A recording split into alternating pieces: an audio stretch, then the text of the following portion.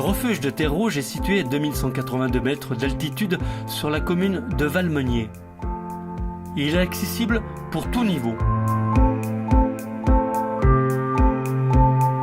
Et pour y accéder, il faut partir du parking de la Chanalette sur le site classé du Mont Tabor et emprunter l'un des magnifiques sentiers qui mènent à Terre Rouge.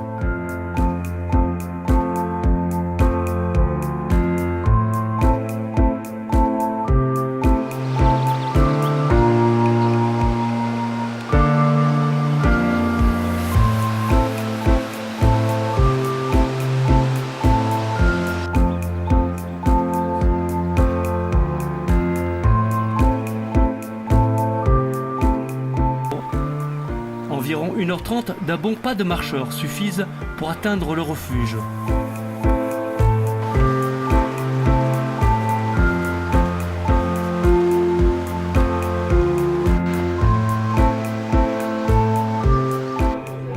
Aujourd'hui, une centaine de personnes sont venues assister à l'inauguration de l'établissement construit en pierre de Lauze.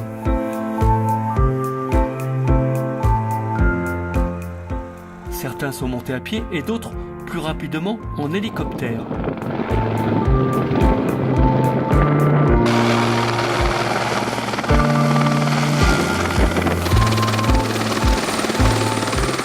Pour en savoir plus sur cet hébergement flambant neuf, nous avons rencontré le maître d'œuvre, l'architecte Gianfranco Coluzio et la gardienne de refuge Marie-Paul Fogueras. Ils nous éclairent sur ce projet réfléchi depuis plusieurs années. Travaillé 2 ans à peu près pour la conception et pour obtenir toutes les autorisations administratives. Et le chantier a démarré en 2012, donc pratiquement 5 ans de chantier pour aboutir à ce résultat.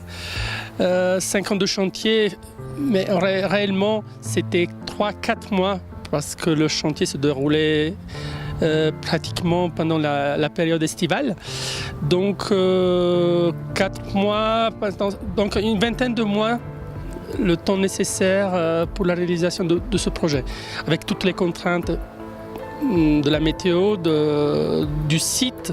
La plupart des matériaux ont été héliportés.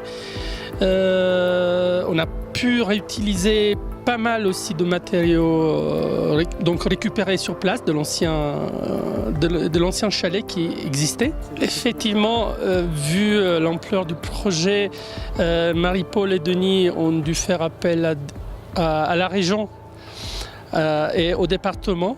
Donc les deux cumulés ont subventionné 80% du projet.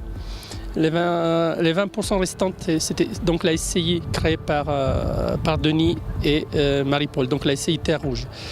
Donc sans l'aide effectivement de la région du département, ça aurait été très compliqué de pouvoir réaliser un tel ouvrage dans ces conditions un peu particulières, dans le milieu montagnard. Voilà.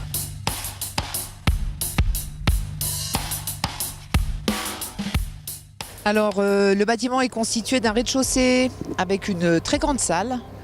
Une salle chaleureuse, la cuisine, un local technique et un appartement des gardiens.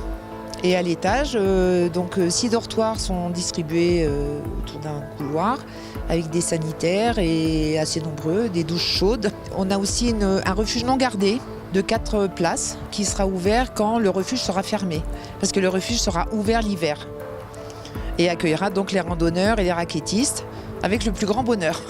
De nombreuses entreprises locales ont été sollicitées à la construction de cet ouvrage de haute montagne.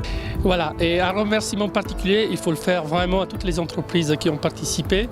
Je ne pourrais pas citer tous les noms parce qu'il y a eu beaucoup de monde qui a participé. C'est surtout à eux qu'il faut remercier parce que les conditions n'étaient pas faciles.